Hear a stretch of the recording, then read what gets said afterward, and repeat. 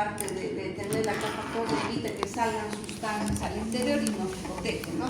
Entonces esta también es un motivo para que nosotros podamos usar, ahora ya ustedes están escuchando, se deben usar jabones que sean con un pH, digamos, adecuado a nuestra piel para no quitar los gérmenes saprófitos que tenemos y nos ayudan a mantener una homeostasis en la piel, ¿no es cierto? Entonces las fosas nasales tienen el vestíbulo, este vestíbulo que es la parte que se ve acá. Ahí vamos a encontrar, mejor dicho, después de este agujerito que estamos viendo de la entrada de las fosas nasales, el epitelio va a perder capa córnea.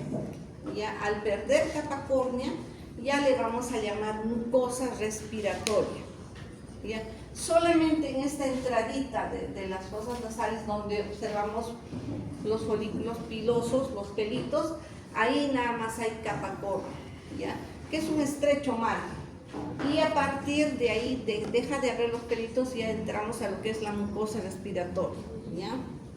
Entonces, el vestíbulo tiene epitelio plano, polirratificado, no queratinizado, no dejan ahí, acaban los folículos pilosos, incluso como decía, las glándulas sudoríparas, las glándulas sebáceas, y empieza otro epitelio. Entonces, el aire filtrado va a llegar caliente, húmedo, libre de impurezas hasta los pulmones, ¿no? Entonces, en esas turbinas, que son, digamos, los cornetes que van a formar las coanas, van a calentarse el aire, va a humidificarse y va a llegar tibio, húmedo y libre de impurezas hasta las vías respiratorias, ¿no? Aparte vamos a ver que en esa área de las fosas nasales tenemos algunas glándulas que producen, aparte, digamos, de producir agua, producen moco.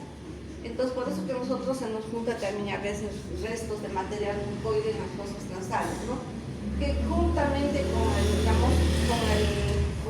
la ayuda de los folículos pilosos que han atrapado gérmenes, algunas impurezas, nosotros al sonarnos eliminamos ese moco con esos restos, ¿no? Puede ser de polvillo, más que todo eso, ¿no? Que a veces al estar caminando no puede ingresar a las vías respiratorias. Y acá está el epitelio, ¿ven? Esto corresponde a un folículo piloso. Y acá tenemos el epitelio, que es como la piel, ¿no? Acá vemos el folículo piloso, la parte del bulbo piloso, y todo lo que le rodea al pelito va a ser el mismo epitelio que lo tenemos hacia la parte más superior, ¿no? Entonces, el pelito también está cubierto de estas células planas epiteliales. Acá tenemos la parte ósea, lo que es el tabique central, y acá tenemos la parte, digamos, donde se van a formar esas turbinas, las coanas, donde están tapizadas por este epitelio que tiene abundantes vasitos y permite calentar el aire y que puedan llegar húmedo y caliente a las vías respiratorias inferiores, ¿no? Aparte vamos a tener otros espacios que son los senos paranasales, ¿no? Que también, digamos, los tenemos a nivel del hueso frontal, lo tenemos en el esfenoides y son cavidades que también están tapizadas por epitelio que permite también calentar y humidificar el aire, ¿no?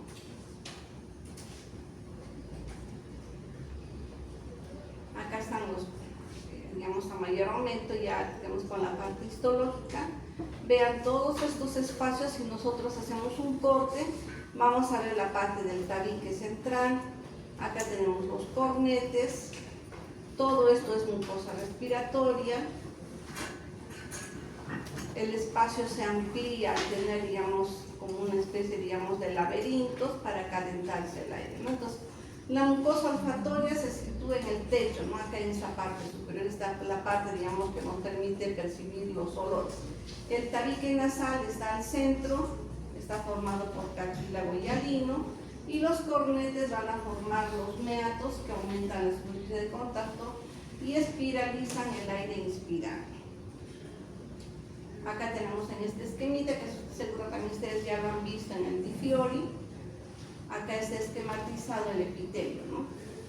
Pues vemos acá la superficie, tiene cilios, es un epitelio cilíndrico, ciliado, pseudoestratificado, ¿no? Entonces, Este epitelio, ¿por qué lo vemos así con abundantes bolitas negras o de repente deberían ser solamente de color morado, ¿no? Porque acá los colores que se utilizan son la eosina y la hematocina, y la hematocina va a colorear el núcleo de color basófilo, de color morado, ¿no? Entonces, ¿por qué los vemos así, a diferentes alturas? Porque acá hay abundantes células que están entremezcladas con la mucosa olfatoria, entonces por eso lo vemos de repente así un poco, digamos, que los núcleos se ven a diferentes alturas, ¿no? Es, digamos, en la parte del techo, la parte más superior de las fosas nasales, ¿no? Y acá tenemos las glándulas. Estas que están acá de citoplasma medio rojito son glándulas cerosas. Estas glándulas cerosas van a producir un material acuoso.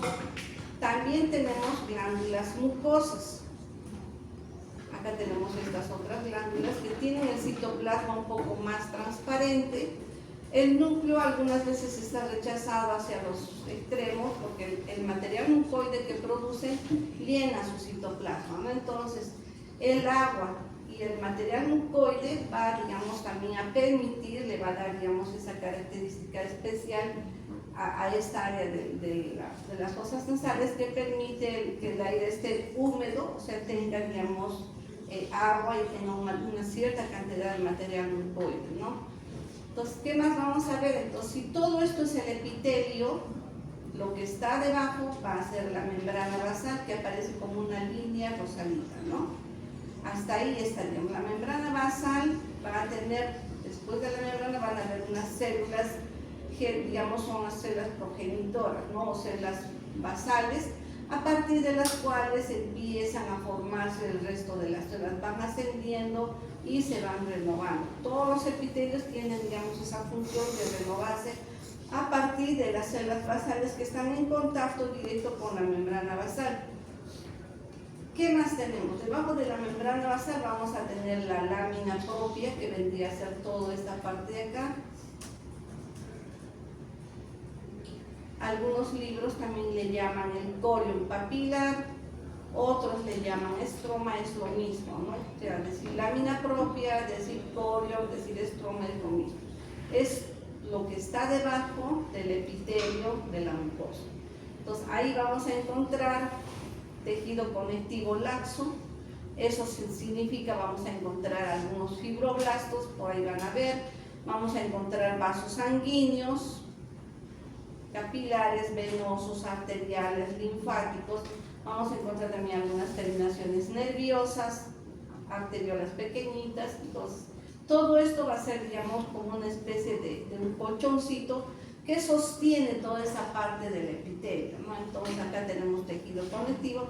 Por eso que en nuestro cuerpo no hay un sitio que sea solo una estructura. Siempre va a estar, digamos, va a haber la participación de los otros derivados, ¿no? Acá tenemos, por ejemplo, todo lo que es tejido conectivo, como sabemos, deriva del mesodermo. Entonces acá vamos a tener tejido conectivo laxo. Va a haber fibroblastos, va a haber cierta cantidad de fibras colágenas, que lo vemos, digamos, como un rosadito más tenue, ¿no? Más clarito. Y ahí vemos las glándulas mucosas, y vamos a ver también las glándulas serosas y las glándulas mucosas. Como este es un dibujito, es más o menos para que nosotros nos demos cuenta cómo está organizado nuestro organismo, ¿verdad? Y cuando lo vemos en el tejido, lo vamos a ver así. Ya, entonces, esta parte es, digamos, la más característica, la más representativa de lo que sería la mucosa, que está, digamos, en la parte más superior en el techo, donde encontramos en combinación con el epitelio respiratorio las células de la parte olfatoria, ¿no? la parte sensorial. Entonces, para, digamos, diferenciar cuál es cuál, porque acá todo lo vemos moradito, los núcleos, y el citoplasma en áreas se ve, digamos, un poquito más tenue, en otros un poquito más rosadito, ¿no? Pero lo vemos como que hay muchos núcleos y que están a diferentes alturas, ¿no es cierto? Entonces, solo acá lo vamos a ver así bien compacto, bien concentrado los núcleos, porque es la parte más superior, donde está combinado el epitelio respiratorio más la parte sensorial, ¿ya? Entonces acá debajo la lámina propia, todo esto es lámina propia, tejido conectivo laxo, tenemos vasitos. ¿Cómo nos damos cuenta que es una arteria, que es una vena, que es un linfático? Generalmente el linfático va a tener las paredes delgadas, la venita va a ser un poquito, va a tener algo de capita, de capa media, y las arteriolas van así tener un poco más, digamos, de espesor en la capa media, y las vamos a ver como una luz más central, ¿no? Acá, por ejemplo, no veo una arteriola, ¿no? Son más, me parecen más capilares linfáticos. Acá tenemos igual. Acá me parece que hay una arteriola. Siempre es así, su luz bien abierta, así que es chiquita, ¿no? Y acá tenemos a las glándulas. Vean, las glándulas serosas tienen el citoplasma más eosinófilo, su núcleo también es más prominente, está casi a nivel central. Algunas veces se puede ver la luz de las glándulas, o como acá, que se ve en la parte central un poquito más clara, igual acá, y otras veces no se ve. El corte muchas veces agarra así, ¿no? Cuando se corta el tejido nos muestra de esta forma. Pero como nosotros ya sabemos que son más o menos formaciones como unas margaritas que tienen las células alrededor, y en la parte central la luz, un huequito, son glándulas. Entonces esto es, digamos, la parte normal que nosotros vemos. ¿Qué más estamos observando? Estamos observando acá como unas hilachitas delgaditas, como si hubiéramos pintado un fondo rosadito medio tenue. Eso es tejido conectivo laxo, ya les había dicho, ¿no? Acá vamos a tener fibras colágenas, van a haber fibroblastos, porque los fibroblastos producen el colágeno. Vamos a tener también acá las otras glándulas, ¿ya? Y esto es lo normal. Acá ustedes no están viendo, por ejemplo, denso componente inflamatorio, no están viendo linfocitos. Aparece un linfocito, uno que otro, ¿no? Por allí. Entonces, esto es lo normal. Esto es lo que nosotros tenemos que recordar y tener en mente cómo es este tejido, para que cuando se haga patología, recordemos cómo está formado lo normal, ¿no? Si reconocemos lo normal, fácilmente vamos a poder reconocer cuando hay alguna alteración, cuando hay alguna patología. ¿Hasta acá alguna pregunta? ¿Está claro? Bien. Pues acá tenemos a mayor aumento. A mí siempre me gusta poner en los aumentos, ¿no? Primero pongo el aumento de 4X o 5X en el microscopio, que nos permite identificar el órgano. A menor aumento nosotros vamos a poder correr el microscopio y podemos identificar el órgano. Y luego le damos el aumento de 10X y 40X. En el de 40X vamos a poder ver, por ejemplo, a mayor detalle los núcleos, ¿no? Algunos tienen nucleolo, en otras se ve, por ejemplo, la cromatina media grumosa, pero hay algo bien característico: los bordes nucleares son bien parejitos. Entonces eso también tienen que tenerlo en cuenta. Cuando es normal, el núcleo tiene los bordes bien parejitos, no hay, digamos, irregularidades, todo es bien redondito. Eso es lo normal. Cuando hay patología, vamos a ver que el núcleo se altera. Al alterarse el núcleo, ya vamos a estar frente a una neoplasia, a un cáncer. Entonces, por eso es importante tener en cuenta también eso, ¿no? Que el núcleo siempre va a ser parejo, casi todos son iguales, del mismo tamaño, hay una homogeneidad. Y vean, esa es la parte más superficial de las células, y lo que estamos viendo acá, que aparece, digamos, un poquito medio irregular, son los cilios, son las vellosidades que tiene este epitelio, ¿no? Y ya les decía, se ve así porque está combinado el epitelio respiratorio con las células sensoriales, por eso se ve. Si nosotros quisiéramos, por ejemplo, diferenciar cuál es cuál, tenemos que hacer coloraciones de inmunohistoquímica o de histoquímica, ¿no? La inmuno va a colorear específicamente lo que nosotros queramos ver. Si queremos ver epitelio respiratorio, solo va a pintar epitelio respiratorio, pero si queremos ver la parte sensorial, igualmente lo hacemos, ¿no? Y todo lo que está acá abajo ya es la lámina propia. Otra cosa que estamos viendo acá algunas glándulas, estamos viendo algunos vasitos, y también estamos viendo la parte, digamos, de la lámina propia con el tejido conectivo laxo, ¿verdad? Toda esta parte de acá. Acá está la parte sensorial. Vean, las células tienen esta forma más o menos ausada, media fusiforme, están combinadas. Este es el epitelio respiratorio, tiene acá como una especie de cerruchito, vendrían a ser los cilios. Esto es un epitelio de la mucosa respiratoria y esta es una célula sensorial, ¿no? Entonces, las células sensoriales a su vez van a, digamos, se van a conectar y van a formar los axones, ¿no? Esto a su vez va a ir hacia el bulbo olfatorio que nos va a permitir percibir los olores. Acá tenemos también otras glándulas que las observamos solo en esa parte de la mucosa respiratoria, que es la glándula de Bowman, ¿no? Que tiene más o menos una función similar a las glándulas mucosas. Acá tenemos las células basales que acá sí se ve, como les decía, a partir de las cuales se van a formar este epitelio. Lo mismo, solamente vean cómo se conectan la parte sensorial con el bulbo olfatorio. Acá tenemos lo que son los senos paranasales, esas cavidades, esos espacios que también permiten calentar el aire y humidificarlo, ¿no? Aumentar la superficie, digamos, que tenemos ahí en toda parte, digamos, del rostro, ¿no? Ahora, esta es la mucosa respiratoria. Acá la estamos viendo, está pintada con una coloración de histoquímica especial que nos ha permitido o nos permite ver lo que es la parte de la mucosa, nos permite ver la lámina propia, acá nos permite ver estos vasitos que les decía, que permiten, digamos, calentar el aire, tienen una estructura más o menos parecen a los cuerpos cavernosos de lo que tenemos en los genitales, y tienen, digamos, una luz amplia. Esta luz amplia le permite, digamos, que haya mayor temperatura y el aire se caliente, ¿no? Y lo que les rodea es tejido conectivo laxo. Entonces, la mucosa respiratoria está formada o está constituida por epitelios pseudoestratificados cilíndricos ciliares. Pseudo porque aparecen los núcleos a diferentes alturas, ¿ya? Por eso se le llama pseudo. Cilíndrico porque son células que parecen unos rectángulos alargaditos, ¿no?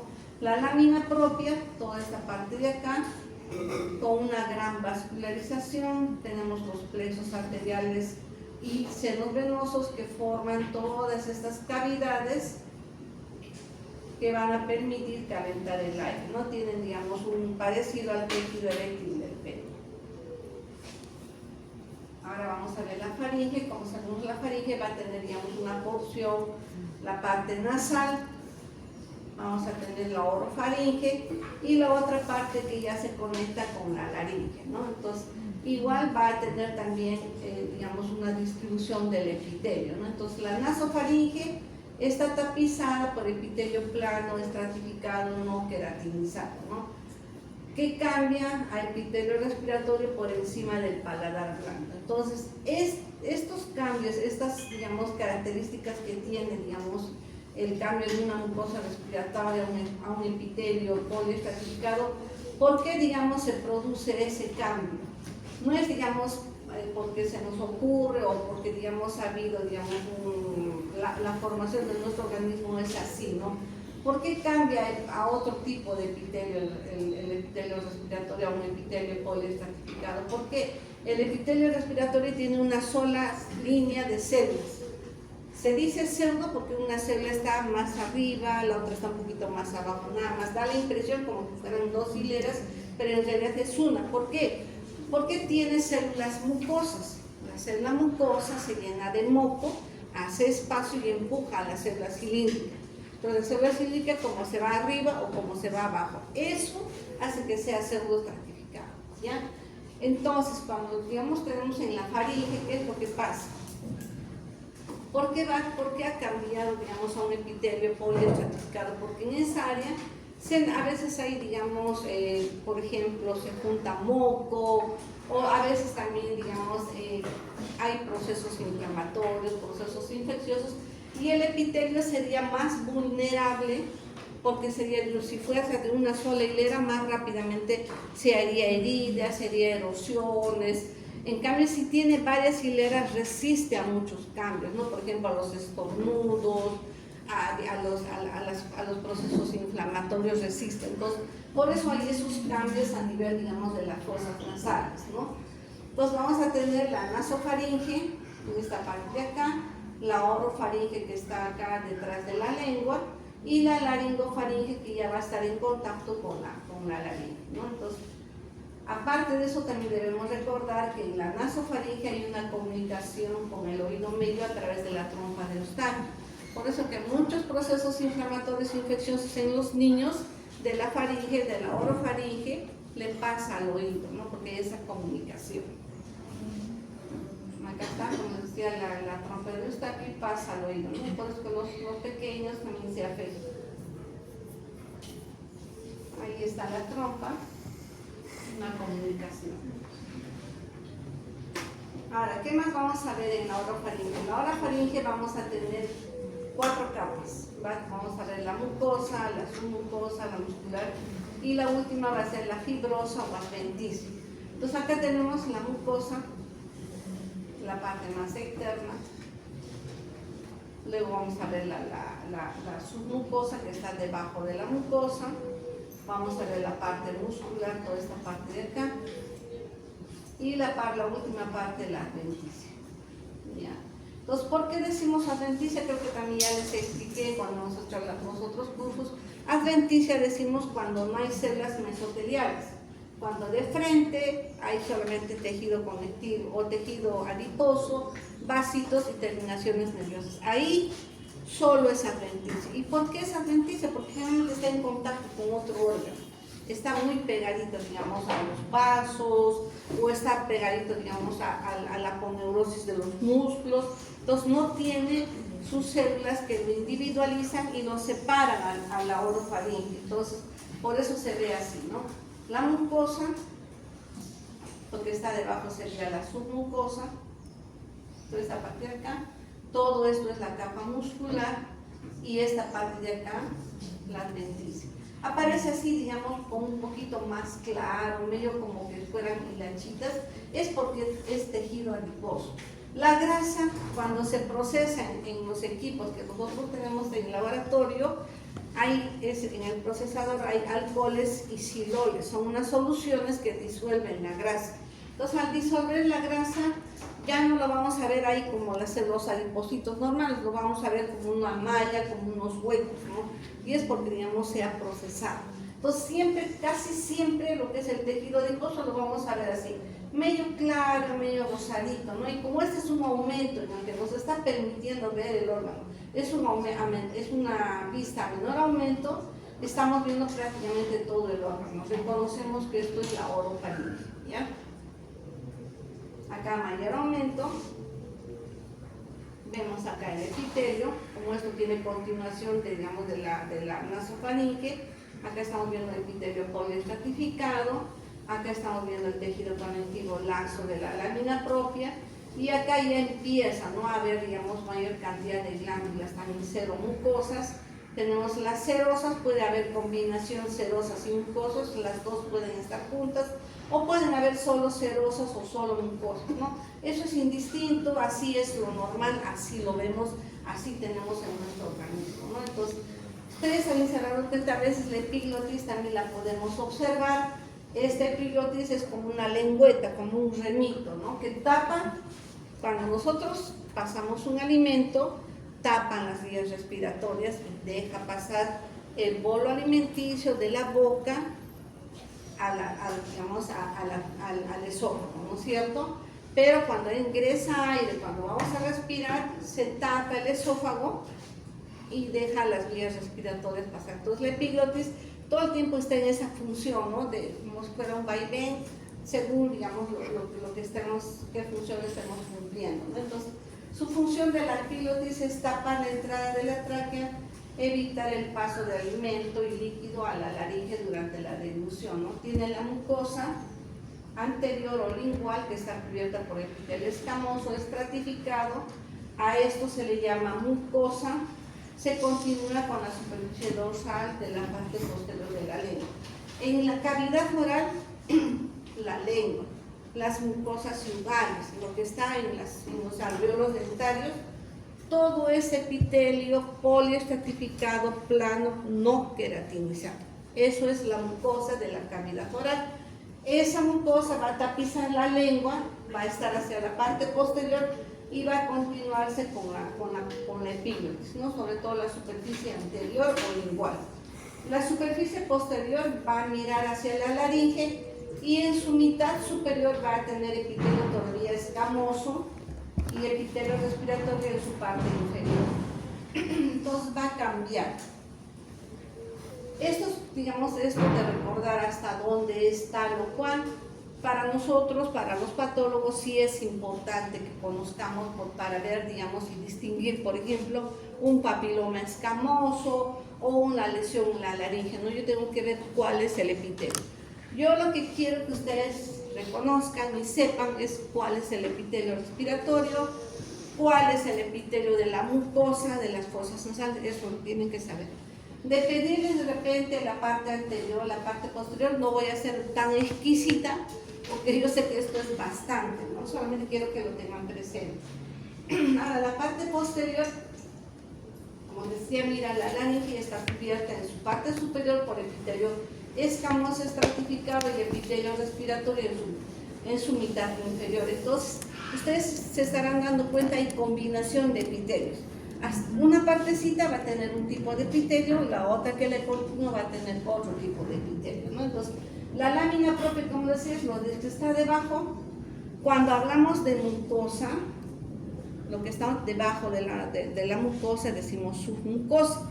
En la submucosa vamos a encontrar las glándulas, ¿ya? Eso sí tienen que saber. Entonces la laringe va a tener también una estructura característica, es un tubo cartilaginoso, básicamente tiene bastante tejido cartilaginoso de forma irregular, porque vamos a ver diferentes estructuras, ¿no? Une la faringe con la tráquea, y la mucosa de la laringe tiene dos pares de pliegues, ¿no? Que constituyen las cuerdas vocales verdaderas y las falsas. El cartílago que vamos a observar en la laringe es un cartílago hialino, eso lo vamos a ver a nivel, de la glándula tiroides. Vamos a tener los cartílagos tiroides, los cartílagos cricoides y la mayor parte de los aritenoides. Y el cartílago elástico lo vamos a ver en la epiglotis, en estas formaciones cuneiformes, en los apéndices o corniculados, y las puntas de los cartílagos aritenoides, ¿no? Que son todas esas estructuras que forman la laringe. Los músculos, vamos a tener los intrínsecos que participan en la fonación, que son abductores, aductores y tensores, y los extrínsecos que intervienen en la deducción. Entonces la laringe es un órgano bien completo. Acá vemos en este corte que nos está permitiendo ver un corte de lupa. Nos permite ver, toda la parte cartilaginosa. Acá tenemos, por ejemplo, un cartílago, acá tenemos otro cartílago, acá hay otro y otro. En verdad son pequeñas porciones, y para poderlas, cortar así bien bonito, una laringe, lo que tenemos que hacer primero es retirar todas las estructuras que están por encima, ¿no? Cuando se coge el cuello y estamos con un cadáver, lo vemos lleno de músculos, vasos. Entonces, para disecar, ir entrando poco a poco, tenemos que ir separando con paciencia todas las estructuras que están fuera hasta llegar a la laringe. Entonces, para que podamos hacer este tipo de corte, hemos tenido que retirar toda la parte externa que tiene músculos, que tiene vasos, ¿no? Y podamos, individualizar. Porque es, importante reconocer todas estas estructuras. Tal vez a alguno de ustedes le interese ser patólogo forense. Los patólogos forenses, en las personas que, son ahorcadas o son estranguladas, sufren lesiones estos cartílagos. Entonces ahí se tiene que, ver dónde estuvo la lesión. Si fue una cuerda, fue una soga, fue algún otro cuerpo extraño que, dañó la laringe y no le permitió el ingreso del aire a los pulmones y dañó esas estructuras. Entonces, en esa parte sí es importante conocer todos esos cartílagos, pero como les decía, cuando se diseca hay que ser sumamente cuidadoso para no cortarlos, ¿sí? Entonces ahí tenemos los cartílagos que se ven a lo largo de la laringe, ¿no? Son todas estas estructuras. Y las cuerdas vocales que ahorita los vamos a ver. El cartílago hialino lo vemos en el cartílago tiroides, en el cricoides, en los aritenoides, y el elástico en estos otros, ¿no? En el aritenoides, en el corniculado, cuneiforme y epílotis. ¿Por qué, digamos, decimos cartílago elástico? Porque tiene fibras elásticas. Estas fibras elásticas le permiten estirar, ceder, ampliar su superficie, digamos, del que tiene, ¿no? Para permitir que la laringe se abra e ingresa mayor cantidad de aire. Entonces acá tenemos la epiglotis y acá tenemos a las cuerdas vocales verdaderas y falsas, ¿no? Estas son las falsas y estas son las verdaderas. Lo estamos viendo de perfil. Entonces acá en la epiglotis habíamos visto que tenía el cartílago con fibras elásticas. Por eso se le llama cartílago elástico. Porque si solamente fuera, digamos, cartílago, solamente tendríamos las células, digamos, de los condrocitos, ¿no? Pero hay en medio de los condrocitos hay fibras elásticas. Histológicamente con el hematoxilina y eosina se puede ver, no es difícil de poder distinguir, pero si lo quisiéramos ver, digamos, para fines de docencia, ya utilizamos coloraciones especiales que permiten ver, digamos, a las estructuras elásticas, ¿no? Entonces, ahí tenemos el epiglotis, vamos bajando y vean, hay un cambio. Acá estamos viendo una línea de color rosadito y acá vemos un cambio de color verde. ¿Sí o no? Pues, esto que estamos viendo acá con color verde va a ser epitelio respiratorio, ¿ya? Lo que está de rosadito, como les decía, es epitelio escamoso. ¿Por qué le decimos escamoso? Porque el epitelio de las mucosas y de la piel tiene varias hileras y cuando se desprenden las células se desprenden como escamas, por eso también se le llama epitelio escamoso, ¿ya? Entonces acá tenemos epitelio respiratorio de color verde y epitelio escamoso acá. ¿Por qué cambia de epitelio respiratorio a rosadito? Solo en las cuerdas vocales verdaderas. Porque las cuerdas vocales nos permiten, con su movimiento, emitir sonidos de la voz. Entonces están en constante movimiento. Entonces, como hacen constante movimiento, también necesitan algo que las refuerce, que las proteja, y por eso hay ese cambio de epitelio. Esto es pregunta de examen, siempre. Tienen que saber qué epitelio tapiza las cuerdas vocales verdaderas. Es epitelio escamoso, ¿ya? No se vayan a confundir, a veces se confunden. Las cuerdas vocales falsas tienen epitelio respiratorio. Las cuerdas vocales verdaderas tienen epitelio escamoso, ¿ya? ¿Por qué es importante eso? Porque cuando vean patología, hagan la parte del neumo, van a hablar de los famosos papilomas laringeos. ¿Qué son esos papilomas laringeos? El papilomavirus viaja a esta zona y produce lesiones similares a los condilomas que hay en el cuello uterino, ¿no? Entonces, como ahora hay el sexo oral y todo, no nos explicamos cómo viajan los espermatozoides y también los gérmenes y llegan a esta zona, ¿no? Entonces, eso a veces no se nos explica, no se nos dice que hay que tener cuidado, porque muchos pacientes a los 31, 32 están con un crecimiento, acá les crecen como unos arbolitos. Esos arbolitos que vemos en los condilomas aparecen acá, y cuando vemos hay PDH. ¿Cómo llegó el PDH acá? Ya se pueden imaginar. Entonces, por eso es importante recordar, ¿no?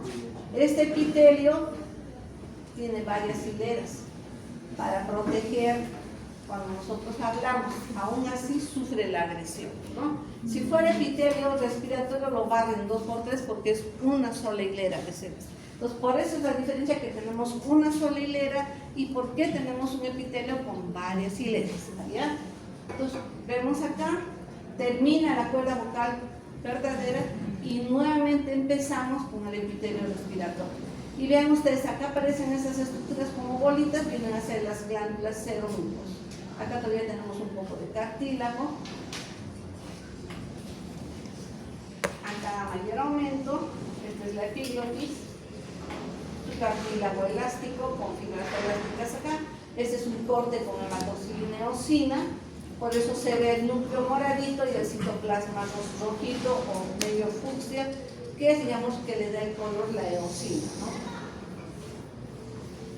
Acá otro corte, epitelio respiratorio y la cuerda vocal falsa, y en la verdadera tenemos epitelio escamoso, ¿no? Toda esa parte de acá ya hemos visto que tiene abundantes músculos extrínsecos y extrínsecos, ¿verdad? Acá mirándolo de frente, la cuerda vocal falsa, la verdadera.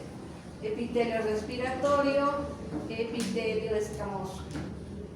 Ahí está, los dos. Y si lo vemos, digamos, cuando se ve, cuando le colocan el laringoscopio, así lo vamos a ver.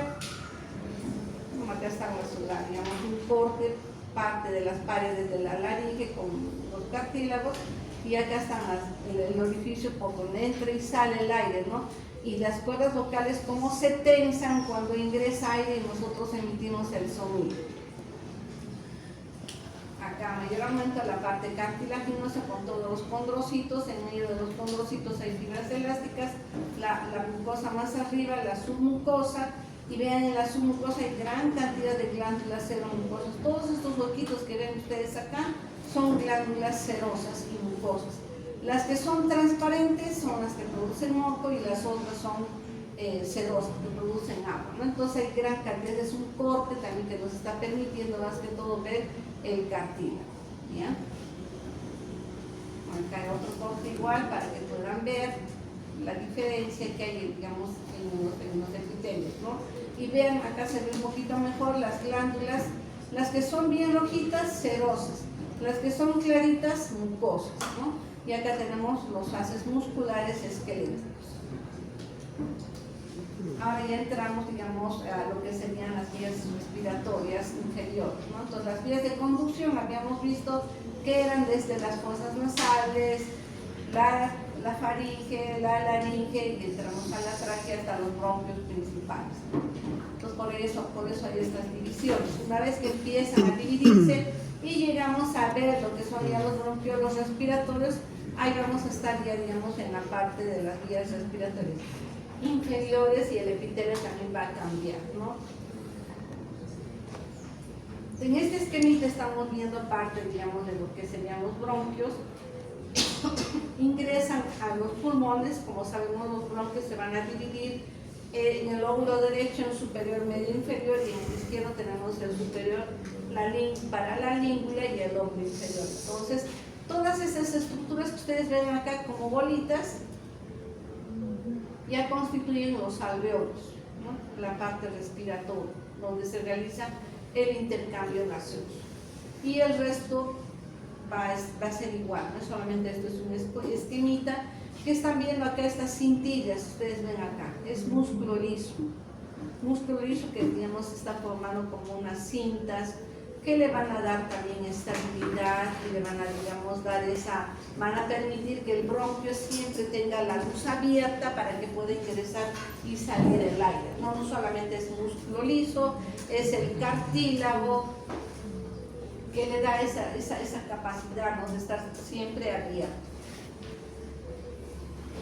Acá tenemos otro corte, ya, digamos, entrando a lo que es la tráquea. Va a ser lo mismo que era, digamos, de la continuación de la laringe. Epitelio respiratorio, cilíndrico ciliado, con células caliciformes y sus cilios, ¿no? Los penachitos que están. Vean, dan la vuelta y acá tenemos el cartílago, ¿no? El cartílago tiene una forma de C. En la tráquea y hacia la parte posterior vamos a tener músculo liso. Vean la mucosa, todo el epitelio, lo que está debajo sería la submucosa, con glándulas seromucosas. Luego viene el cartílago y vamos a encontrar también músculo liso. Entonces acá están las capas que se ve en cada una, digamos, de las partes. Ya la parte más externa va a tener adventicias. Esa adventicia tiene tejido conectivo laxo, tiene vasos sanguíneos y terminaciones nerviosas. Acá mayor aumento, vean, aparecen efectivamente los núcleos de diferentes glándulas. Casi siempre cuando hacemos cortes ya sea a nivel de tráquea o de bronquios, vemos esto, ¿no? O sea, nosotros estamos expuestos a un ambiente súper contaminado, hay mucha contaminación, Entonces, si comparamos, por ejemplo, una persona que vive en el campo, donde no hay mucho smog, no hay mucho tránsito, su epitelio va a tener menor longitud, menor espesor.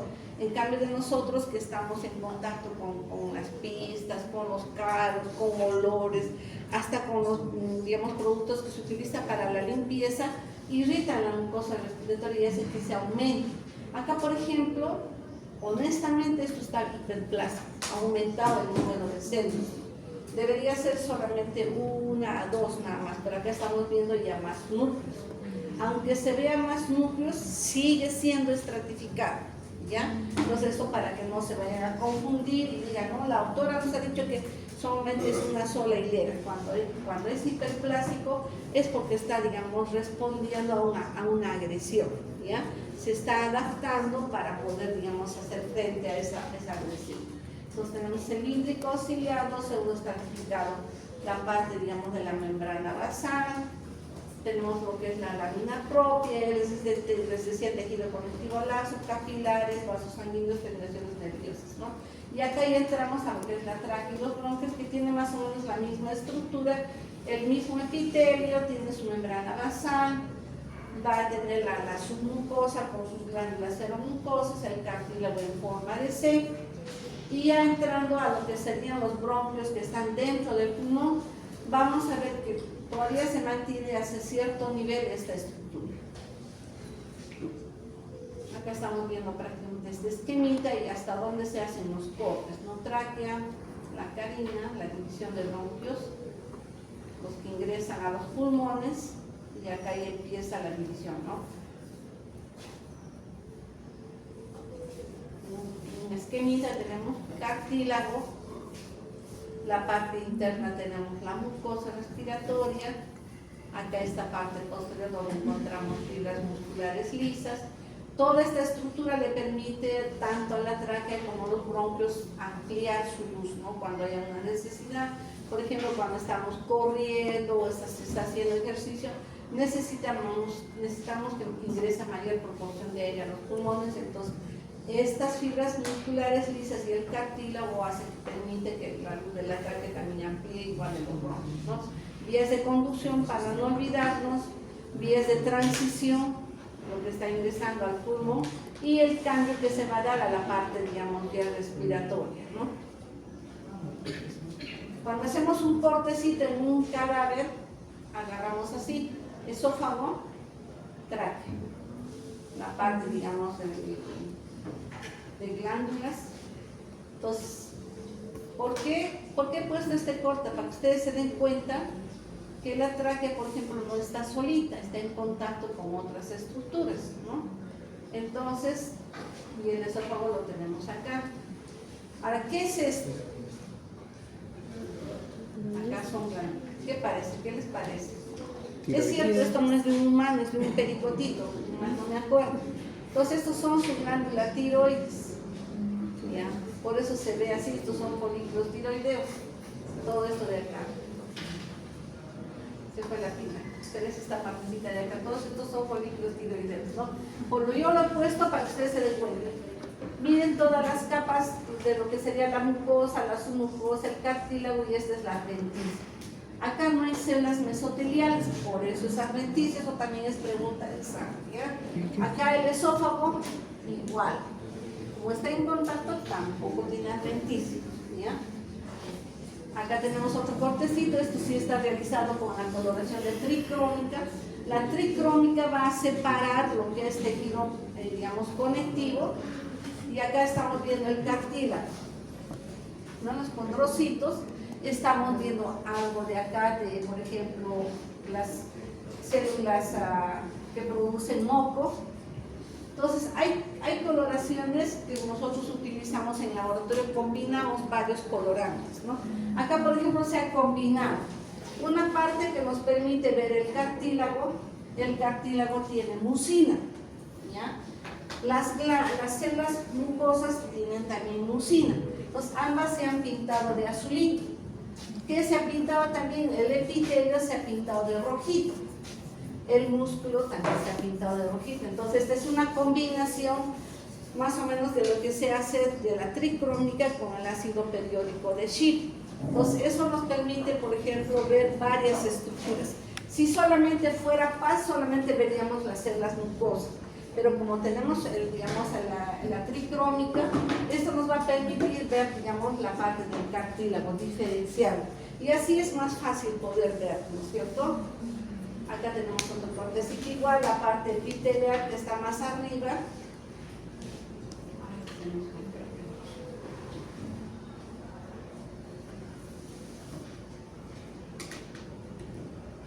Creo que es la quinta. Ahí está. El cartílago, lo que es la mucosa, la parte de la que está debajito sería la lámina propia, y toda esta parte ya de acá sería la submucosa, ¿ya? La adventicia, toda esta parte más inferior, como tiene grasita, aparece así medio deshilachado, medio transparente, ¿ya? Esto que está acá es defecto técnico, defecto del corte, todo debe ser puntito, ¿ya? Acá mayor aumento, una glándula o una célula caliciforme que produce moco y los cilios del epitelio cilíndrico. Vean así, acá por ejemplo está casi normal. Vean, esta es una célula cilíndrica, todas las células cilíndricas tienen cilios. La célula caliciforme que produce moco no tiene cilios. Entonces vean, el moco hace espacio y empuja a sus otras compañeras, a las otras células, ¿no? En este esquemita igual, las células caliciformes, el epitelio cilíndrico ciliado, seguro estratificado. Acá estamos viendo ya un corte, nos estamos diferenciando en una vista panorámica lo que sería, digamos, la mucosa respiratoria de los bronquios. Acá lo vemos a mayor aumento, sigue siendo ese epitelio cilíndrico ciliado, seguro estratificado, con células caliciformes, estas más claritas, y acá ya estamos entrando a lo que sería ya la división más inferior de lo que serían los bronquiolos respiratorios, ¿no? Donde ya pierde cartílago, pierde el músculo liso y las células se hacen cada vez más pequeñas hasta, digamos, convertirse en lo que es un epitelio plano, ¿no? Que es el epitelio de los alveolos. Acá igual seguimos viendo el cartílago, la parte de la adventicia, la mucosa, y entramos a los pulmones. Así es como se ve en una necropsia. Acá tenemos ambos hemítoras, obviamente son grandes. Probablemente este paciente haya fallecido con alguna patología, sea un asma, una bronquiectasia o algo que haga que aumente de tamaño los pulmones, ¿no? Y acá tenemos el mediastino, acá está el corazón. Vean, siempre hay bastante tejido adiposo, ¿no? En nivel del Entonces, los pulmones van a ser unos órganos bilaterales, esponjosos, porque cuando nosotros agarramos el pulmón, le hacemos presión, sale unas burbujitas y sale agua normalmente, ¿no? Entonces por eso también se les dice esponjoso, y porque tiene ese aspecto de huequitos, ¿no? Parece un tubo. Acá tenemos las pistas y las divisiones que se tiene. La parte central del ilio, donde vemos los bronquios y los grandes vasos, y algunos ganglios linfáticos periliares. Vean, normal debe ser así rosadito. Acá no hay contacto probablemente sean pulmones de repente una persona que vive en el campo, que no tiene mucha contaminación, entonces por eso se ve rosadito. De nosotros que estamos en la ciudad ya se ve de un color más oscuro, más rojo, ¿no? Y vemos ya que tiene cierta cantidad de antracosis. Las divisiones es importante que las tengan, porque cuando se operan lesiones debemos saber en qué segmento están. Entonces, estas divisiones, esta segmentación es, digamos, más esquemática para ubicar las lesiones, ¿no? Claro que la mayoría, muchas veces una lesión no agarra solo un segmento, agarra todo un grupo, todo un lóbulo, y lo que nos llega a patología es todo un segmento, todo un lóbulo, ¿no? Y acá tenemos las divisiones que utilizan también bastante los radiólogos, ¿no? Acá así es como tenemos un pulmón en patología, vean, no es tan rojito, ya tiene áreas negruzcas. Igual acá, la pleura, aparece media brillosita, esta pleura tiene células mesoteliales, entonces esto sí tiene mesotelio. Entonces acá ven los bronquios a nivel del ilio. Estas cositas negras que ven ustedes acá son ganglios linfáticos antracóticos, ¿no? Que todo lo que ingresa en el aire lleva ácido carbónico, Los macrófagos captan ese anhídrido carbónico y lo llevan a los ganglios linfáticos, ahí se atrapan y quedan negros, por eso aparecen así de ese color gris acá, ¿no? Pues la pleura visceral va a ser esa estructura, esa telita que le cubre al pulmón. La que está en contacto con el pulmón va a ser la pleura visceral. A nivel del quillo se repliega hacia la cavidad torácica y va a formar lo que es la pleura parietal.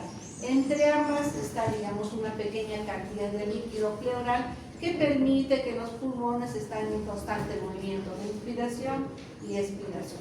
Otra cosa que también tenemos que tener en cuenta es que la parte inferior, digamos, de acá de los pulmones, acá tenemos los senos costofrénicos y acá los costodiafragmáticos, ¿no? Entonces, en esas partes generalmente ocurren los derrames pleurales y por eso tenemos que tener en cuenta que esas estructuras o esas partes son importantes, porque cuando hay un derrame pleural, todo esto se va a tapar en una placa radiográfica y no vamos a poder identificar esa parte inferior de los pulmones.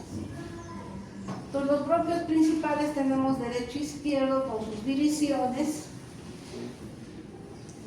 Recordar solamente que siempre cuando vemos pulmón hacemos uso de lo que es la placa radiográfica, hacemos uso también de lo que es los otros exámenes de ayuda diagnóstica, que es la tomografía, la resonancia, y que con la época del COVID se ha hecho, digamos, ya más generalizado y permite ubicar lesiones de menor tamaño, ¿no? Acá está el bronquio principal, tiene igual la misma estructura que la tráquea. Toda esa parte de acá de la mucosa tiene como una especie de pliegues para, digamos, aumentar su superficie, ¿no? Y lo que está debajo, la submucosa con glándulas seromucosas, luego tenemos el cartílago, parte también acá está el músculo liso y la adventicia, la parte más externa, ¿no? Acá mayor aumento, vean, todo esta es la parte, digamos, del bronquio, todo el diámetro, con su mucosa, su submucosa, tiene los anillos cartilaginosos y la parte más externa ya, digamos, tiene tejido adiposo. Acá otro cortecito igual. Y lo que está acá alrededor vendrían a ser los espacios alveolares. Esto es lo normal. Así limpiecito, sin componente inflamatorio, sin granulomas, sin hemorragias, sin nada. Esto es lo que nosotros tenemos que recordar, cuál es lo normal, ¿ya? Acá mayor aumento, el epitelio respiratorio, igual acá, es lo que vamos a encontrar en el bronquio y en el bronquiolo, ¿no? Entonces, en el bronquio todavía tenemos el epitelio respiratorio, pseudoestratificado, cilíndrico, con células caliciformes. En el bronquiolo ya este epitelio va a ir disminuyendo de tamaño, va a ser una sola hilera hasta que ya vamos a entrar a lo que es el bronquiolo respiratorio, donde ya prácticamente ya tiene características de alveolo, ¿no? Entonces, el bronquiolo respiratorio todavía tiene, digamos, el epitelio cilíndrico columnar acúbico, o sea, las células ya son más pequeñitas, ya es una sola hilera. Las células Lobet cell o caliciformes disminuyen y en su lugar vamos a encontrar a las células de Clara. ¿Qué más vamos a encontrar? Más debajo vamos a encontrar haces de fibras musculares lisas que también van desapareciendo y disminuyendo, ¿no? No se ve ya glándulas seromucosas, tampoco se ve cartílago. Luego vamos a ver ya, después del bronquiolo respiratorio, vamos a entrar a lo que digamos los ductos alveolares. Acá en los ductos alveolares prácticamente ya el epitelio es ya casi plano. Ahí vamos a encontrar, digamos, como unos, ya que forman como unos espacios. Va a ser como un tubo, como son que dicen, no es un ducto alveolar, que va a dar paso a los sacos alveolares y a los alveolos, ¿no?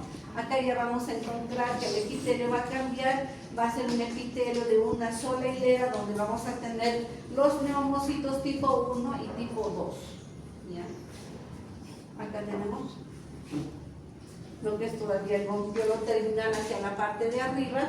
Acá el bronquiolo respiratorio.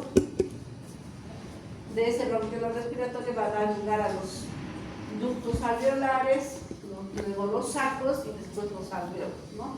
Ahí vemos, por ejemplo, cómo se distribuyen las células a nivel de la pared. Va cambiando de lo que es un epitelio cilíndrico a un epitelio cúbico y empiezan a aparecer las células de Clara, ¿no? Acá tenemos ya una estructura en la que estamos viendo ya prácticamente lo que es el mismo parénquima pulmonar. Vean, lo normal debe verse así, parece un tubo lleno de huequitos, ¿no? Pero esos huequitos, vean, están ordenados, casi todos son del mismo tamaño. Algunos aparecen un poquito más grandes porque van a ser sacos alveolares, pero eso es lo normal. Vean, no hay puntitos moraditos, no hay masas, no hay áreas de hemorragia, no hay fibrosis. Esto es lo normal. Acá tenemos ya la división de los bronquiolos. Vean cómo se va separando, va formando el ducto alveolar y ya empieza a separarse hasta formar lo que van a ser los sacos o espacios alveolares, ¿no? Entonces, miren cómo cambia la luz del bronquio, va disminuyendo hasta hacerse ya, digamos, la pared más delgada y pasar, digamos, a lo que es el alveolo, ¿no? Acá tenemos ya los alveolos, son de paredes delgadas. Vamos a tener una combinación de neumocitos 1 y 2. Acá tenemos un alveolo, acá hay otro alveolo, en medio de ellos tenemos un septo interalveolar que vamos a encontrar ahí en ese septo. Aparte de tener los capilares sanguíneos, vamos a tener fibras elásticas, vamos a ver fibroblastos y va a haber, digamos, como un espacio, como una pequeña pared, ¿no? Acá tenemos el bronquio, el bronquiolo y los alveolos. Vean cómo cambian, va disminuyendo de tamaño las células, los hilos también van desapareciendo hasta hacerse un epitelio cúbico y para luego ser un epitelio plano, ¿no? Ahora, ¿cuáles son las funciones de estas células de Clara, ¿no? Tienen una función de secreción de proteínas protectoras, participan en el metabolismo de las toxinas, la regeneración y reparación de todo el epitelio y también participan en la secreción del surfactante. Esto, digamos, de darle importancia y mencionar a las células de Clara no tiene mucho tiempo, ¿no? Antes no se les daba importancia. Ahora que ya tenemos, digamos, estas coloraciones de inmunohistoquímica, ya se les ha podido individualizar y se ha podido ver cuáles son sus funciones. Acá tenemos histológicamente ya un corte ya real, así es como se ve. Estamos viendo un aumento de 10x, por eso vemos más o menos la especie de malla, de tul, que son los espacios alveolares. Acá tenemos un ducto respiratorio, hay un bronquiolo. De acá va a continuar ya con los alveolos y los sacos alveolares. Acá mayor aumento, vean cómo va disminuyendo el espesor del epitelio hasta de hacerse de este cilíndrico a cúbico y ya después se hace plano, ¿no? Acá la parte más externa, esto tenemos la pleura. Acá hay un poquito de componente, digamos, de fibroblastos, hay un área más densa que corresponde, digamos, puede ser un área de cicatrización. De repente acá hubo un proceso inflamatorio, entonces acá hubo una reparación y queda, ¿no? Fibroblastos, queda algo, digamos, de macrófagos, como que fue un recuerdo de que acá hubo un proceso inflamatorio y esto ya es lo normal. Así es como debemos verlos. Vean, solo se ven neumocitos en los espacios alveolares. Otro corte histológico y aumento de 100x. Los que son más globitos son los neumocitos tipo 2 y nos da la impresión como que se caen a la luz del alveolo. Y los más planitos van a ser los neumocitos tipo 1. Así también se ve, ¿no? En los cortes que nos llega a patología también los vemos. Por eso he incluido diferentes fotos, ¿no? Para que vean ustedes en los libros que todo todavía se conserva y es normal. Acá en otro acá estamos viendo con una coloración. La coloración de paz está permitiendo ver, digamos, a las células con los núcleos de un color. Y acá tenemos otro, ¿no? Este es un aumento de 100x, podemos identificar. Acá estamos viendo, ¿no? Neumocitos tipo 2 El más plano, este es un capilar, este sería el 1, el planito. Los planitos son los 1, ¿no? Y los más globitos, los neumocitos tipo 2. Tiene también el núcleo más prominente y es ya más citoplasma. Acá la luz del alveolo, tenemos el capilar alveolar. Acá está el neumocito tipo 2. Este neumocito tipo 2 también tiene en su citoplasma estos acúmulos que son el surfactante, ¿no? Tiene unas vesículas que tienen surfactante. Y vean su tamaño, y tiene mayor volumen que a comparación del neumocito tipo 1, que está casi plano en la parte más superior, ¿no? El capilar, donde se realiza el intercambio gaseoso. Acá igual, el neumocito tipo 2 tiene estas vesículas en el surfactante.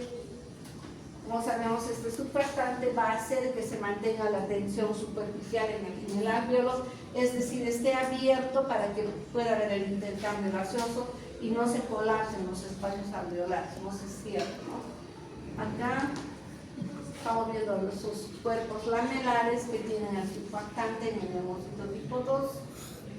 Otra foto de microscopía electrónica que igual muestra los cuerpos lamelares. Ahí digamos, cómo es que se forma esa superficie que permite que constantemente el alveolo esté abierto para que ingrese el aire y no se cierre y colapse, ¿no? Otra imagen igual, neumocitos tipo 1 y 2, así es como tenemos en los tejidos. Y esta es la parte, digamos, más externa cuando tenemos un pulmón. Vean la pleura y se dibujan estas estructuras un tanto geométricas, ¿no? Que por un lado nos parecen polígonos, otros pueden parecer rombos, ¿no? Entonces, ¿qué está dibujando? Está dibujando el lobulillo pulmonar. Histológicamente, y de repente, ¿qué les digo? No tiene mucha trascendencia como lo que fuera en el hígado. En el hígado sí tenemos que saber bien lo que es el lobulillo. En el pulmón no es tanto. O sea, sabemos y lo podemos visualizar cuando vemos la parte externa, cuando estamos viendo la pleura visceral, ¿no? Tiene cierto brillo porque hay edema y el pulmón está aumentado el volumen. Ahí también nos permite verlo, poderlo diferenciar, ¿no? Y ese es el lobulillo. No me deja marcar. Acá tenemos la parte del bronquio, los vasitos y sus divisiones, ¿no? Entonces, vamos a tener hacia la parte externa, lo que le está cubriendo al pulmón sería la pleura visceral, esa telita que le cubre con células mesoteliales, y aparte tenemos, ¿no?, un acino. Le decimos acino, digamos, a un grupo de alveolos, ¿no? Entonces, como les decía, esta parte, digamos, de dividir en lobulillos es más que todo esquemático, casi no se maneja mucho en lo que es, digamos, las patologías que tenemos en el pulmón, ¿no? O sea, la mayoría se hace otra distribución, más es por los segmentos que se tienen, ¿no? Entonces, el lobulillo pulmonar secundario es la mínima estructura del pulmón que está delimitada por tabiques de tejido conectivo macroscópicamente, ¿no? Eso que se dibuja como polígonos, eso es. Está formado por 3 acinobronquiolos terminales y sus correspondientes conductos y sacos alveolares. Puede medir entre 1 y 2.5 centímetros de diámetro. Esto lo he puesto para que ustedes más o menos tengan conocimiento. Y acá la otra parte que es el soporte, que viene a ser la cavidad torácica y el diafragma, ¿no? El diafragma que va a dividir lo que es tórax y abdomen, ¿no? En la parte donde está ingresando las estructuras vasculares y el estómago hacia la cavidad abdominal. Como sabemos, la pleura va a ser una especie de tela de cubierta, la que está cubriendo al pulmón la vamos a llamar pleura visceral, y lo que se repliega a la cavidad torácica va a ser la pleura parietal. En medio de ellas hay una pequeña cantidad de líquido pleural que permite que los pulmones puedan moverse, ¿no? Y otro cortecito en el que estamos viendo ya la pleura, que es la parte más interna, tiene células mesoteliales. Esas células mesoteliales van a formar un epitelio de una sola hilera, es un epitelio púbico. Bien, chicos, hasta acá.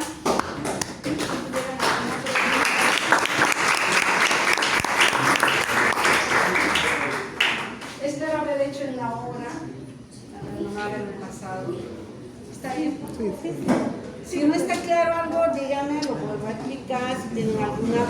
no quiero que se queden con dudas, ¿ya?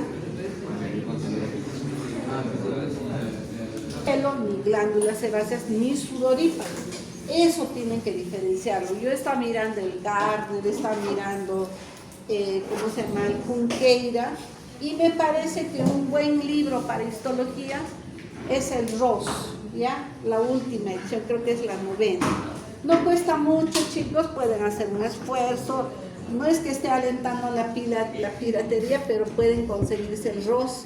De repente también por internet lo pueden bajar, lo pueden descargar y tener en su laptop, ¿no? Para que vean, no para que, digamos, comparen lo que les estoy explicando. Mi PPT tiene de todo, no me guío de un solo libro. Lo que veo que es importante lo considero y lo pongo. Sea foto de mi trabajo, sea foto del libro, lo coloco. ¿Ya? Entonces, o de repente alguna cosa bonita me comparten otros colegas, también lo coloco. Entonces no me guío ni copio de un solo libro. Los libros los dejo a vuestra elección. El HAM, histología de HAM, que es como una biblia para histología. Tenemos histología para patólogos. Después tenemos el Stevens, que también es bien bonito, que tiene esquemitas, histología de Stevens. Tienen el Ross, que les digo que está muy bonito porque tiene inmunohistoquímica, tiene coloraciones y eso nos sirve. Y también tiene la parte molecular, que es importante que lo sepan, ¿ya? Entonces decíamos que la parte del vestíbulo tiene epitelio poliestratificado, plano, no queratinizado, con folículos pilosos, glándulas sebáceas. Luego vamos a tener ya la mucosa más adentro, pero esa mucosa va a ser plano, poliestratificado, no queratinizado. Ahí sí no vamos a tener ni glándulas sebáceas ni folículos pilosos. Ustedes vean, hasta cierta parte, agárrense un espejo, los pelos no están hasta adentro, solo están afuera nada más. Esa parte que está afuera, eso tiene queratina, es piel, ¿ya? Termina eso, va a empezar lo que es mucosa de fosas nasales. Esa mucosa es plano, poliestratificado, no queratinizado, ¿ya? Luego va a empezar el epitelio respiratorio, ya más arriba, ya cercano, digamos, al techo de las fosas nasales. En el techo, que lo estoy señalando por acá, ahí vamos a tener epitelio respiratorio con células sensoriales. Y por eso en el esquemita aparecen muchos núcleos, como lo que han visto, ¿no es cierto? Que es la parte más superior. Así es como se ve en un corte cuando hacemos, digamos, de una muestra que nos llega, de un cadáver. Y ahí se ve con la hematoxilina y eosina los núcleos de color moradito y el citoplasma de color rojo. Para poder diferenciar cuál es cuál, ya les decía, utilizamos inmunohistoquímica, ¿no? Si solo quisiera ver células sensoriales, hacemos inmuno y solo me pinta esas células. Entonces, mientras lo vamos a ver todo junto, ¿ya? Es muy difícil, y yo les mentiría, no se ve así.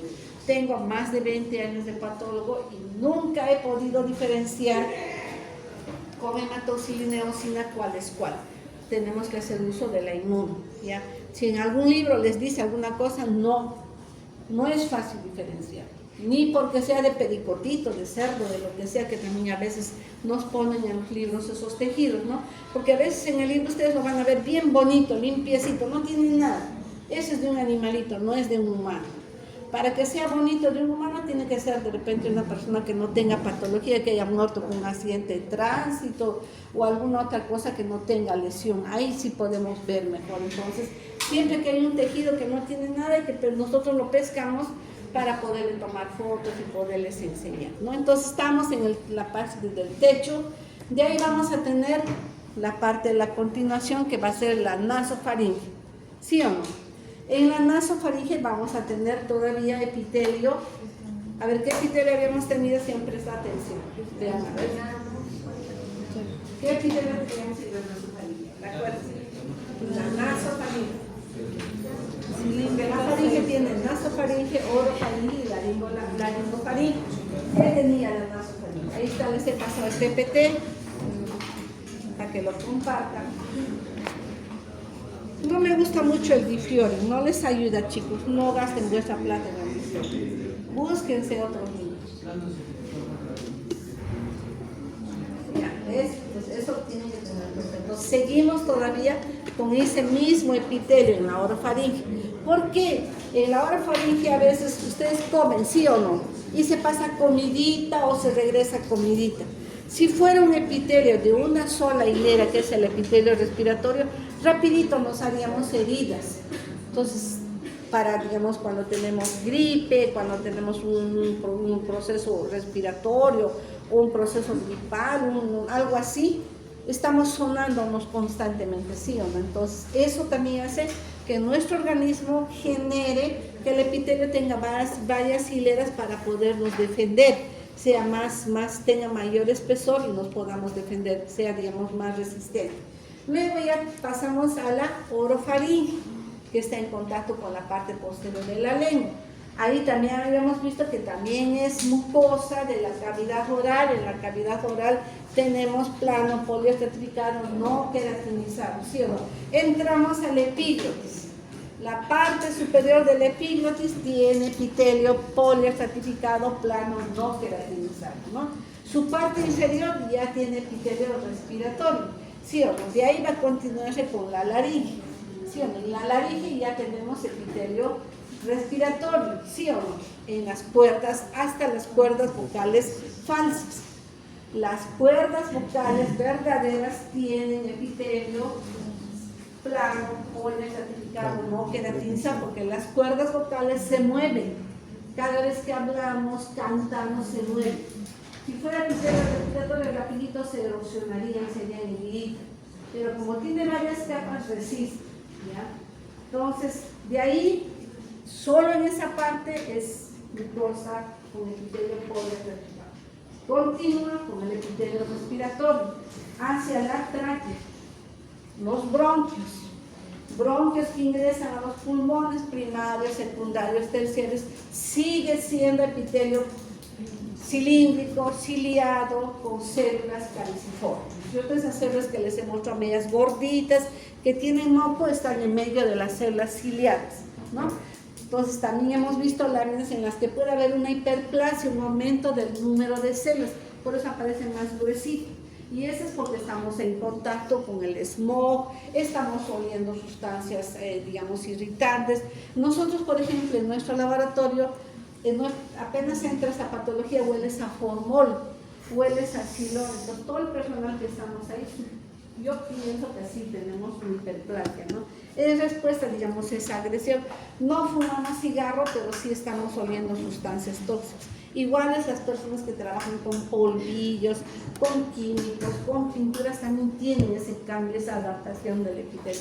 Que cuando se haga patología, lo vamos a ver, ¿ya? Entonces llega el bronquiolo terminal, donde ya prácticamente el epitelio de cilíndrico se hace cúbico. Del terminal entra al respiratorio, ya la célula está también más chiquitita, ya casi plana. Entra al ducto alveolar y ahí es epitelio plano. Es neumocito 1 y neumocito 2. El neumocito 2 es como un globito que se cae la célula hacia la luz del alveolo. En cambio el neumocito 1 es planito, es la diferencia de los dos. ¿Quién tiene el surfactante? El neumocito tipo 2, ¿no es cierto? Esa es la otra diferencia, ¿ya? ¿Qué más? Hasta ahí hemos llegado con los epitelios. La pleura tiene epitelio plano, que es el mesotelio, son células cúbicas. Ese epitelio le tapiza toda la parte externa del pulmón, se repliega a nivel del ilio y tapiza toda la cavidad torácica, formando lo que es la pleura parietal. Bien, chicos, ahí está lo que me han pedido. ¿Algo más? El diafragma. El diafragma es la parte, digamos, que va a separar la cavidad torácica de la cavidad abdominal, pero tiene un agujero por donde está pasando el esófago, ¿sí o no? Esa partecita también tiene que estar bien envuelta con un esfínter, ¿ya? Sí, ya. ¿Y ese es epitelio o qué tipo de tejido? O sea, simplemente... La parte superior del diafragma sí tiene pleura parietal, ¿ya? Tiene pleura parietal, porque es como la pleura, el diafragma es un tabique, así, ¿sí o no? Entonces, esta parte superior va a tener todavía pleura parietal, ¿no? ¿Ya? Va a tener pleura parietal, entonces hace toda esa cavidad. La cavidad torácica son los músculos son las costillas y la columna vertebral, ¿sí o no? El esternón. Todo eso tapizado, por dentro va a estar por la pleura parietal. Debajo de la pleura parietal se encontramos los músculos intercostales, todos los otros músculos, ¿no? Bien, chicos, ¿alguna pregunta más? Bien, jóvenes, gracias por vuestra atención.